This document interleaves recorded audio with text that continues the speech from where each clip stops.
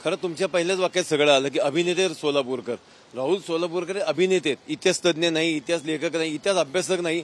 असं असताना नवीन शोधाची गरज काय होती हा माझा सगळ्यात मोठा प्रश्न आहे. तत्कालीन अगदी आग्र्याच्या बाबतीतल्या तत्कालीन लेखांमध्ये असतील ते इतिहासकारांमध्ये बकरींमध्ये प्रत्येक ठिकाणी पेटाऱ्यांचा उल्लेख आहे. आणि महत्वाचं लक्षात घ्या, 1000 सैनिकांचा बंदोबस्त तेव्हा महाराजांच्या याच्यासाठी होता की महाराज निष्ठू नये. असं असताना 1000 लोकांना महाराजांनी काही कुठल्या ना कुठल्या मार्गाने करप्ट केलं असेल किंवा लाच दिली असेल हे म्हणणं मला असं वाटत नाही की पटते. आणि औरंगजेबाची बायको एवढी हिंमत करेल की ती लाच घेईल.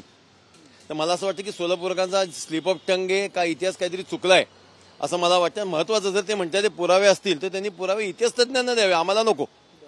पण हे जे नवीनच महाराजांचा नवीन इतिहासच नवीन लिहायचा हे जे फॅड आलेलं आहे ते कुठेतरी थांबलं पाहिजे.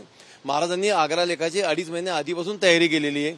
2.5 महिन्याआधी त्यांनी जून आणि जुलैमध्ये त्यांच्या लोकांना परत पाठवलंय. हळूहळू त्यांचा खजिना काही होता तो त्यांनी परत पाठवलाय. म्हणजे एवढी लढाईची तयारी फक्त त्या आग्र्याच्या सुटकेवर पुस्तकं लिहिली गेलीत. एवढी तयारी असताना जगभरात त्याचं कौतुक होत असताना त्याच्यावर शंका घेणं म्हणजे महाराजांच्या बुद्धिचातुर्यावर महाराजांच्या धाडसावर शंका घेण्यासारखं आहे असं मला वाटतं. सोलापूरकरांनी आता पुरावे द्यावे किंवा विधान मागे घ्यावं अशी आमची स्पष्ट भूमिका आहे. सोलापूरकरांनी विधान मागे घेतलं नाही तर पुढची भूमिका काय असेल? नाही, मला वाटत नाही याच्यामध्ये खूप काही ते ताणलं जावं प्रकरण. पण त्यांनी स्वतंत्रच हा विषय संपवा ना. आयदर पुरावे द्यावे इतिहास तज्ज्ञांना, त्याच्यावर चर्चाही व्हायला काही हरकत नाही. पण जर काही पुरावे नसताना असे पुरावे उपलब्ध आहे, पेटारा विषयच नव्हता असं ते म्हणतात. मग 1000 सैनिकांच्या तावडीतून महाराज खरंच कसे सुटले?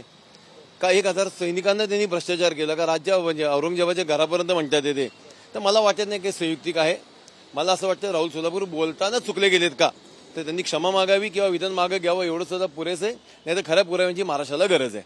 अभिनेते असतील किंवा विविध क्षेत्रातले जे मान्यवर असतील ज्यांना इतिहासाची माहिती नाही त्यांनी महाराजांबद्दल किंवा एकूणच इतिहासाबद्दल बोलणं टाळलं पाहिजे. आम्ही नेहमीच असं म्हणतो, मी स्वतः सुद्धा काही व्याख्याने देतो, पण जे इतिहासात उपलब्ध आहे त्याच्यावरच आम्ही बोलतो. आम्ही इतिहास तज्ज्ञ नाही, इतिहास अभ्यासक नाही. म्हणजे आमच्या समोर आले ते लोकांपर्यंत पाठवायचं.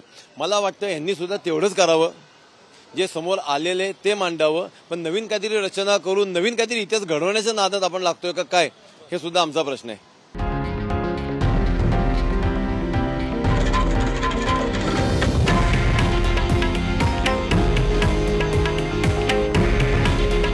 हे आहे देशातील नंबर 1 न्यूज नेटवर्क आणि आपण पाहत आहात TV9 मराठी. काळजी तुमची, हित महाराष्ट्राचं.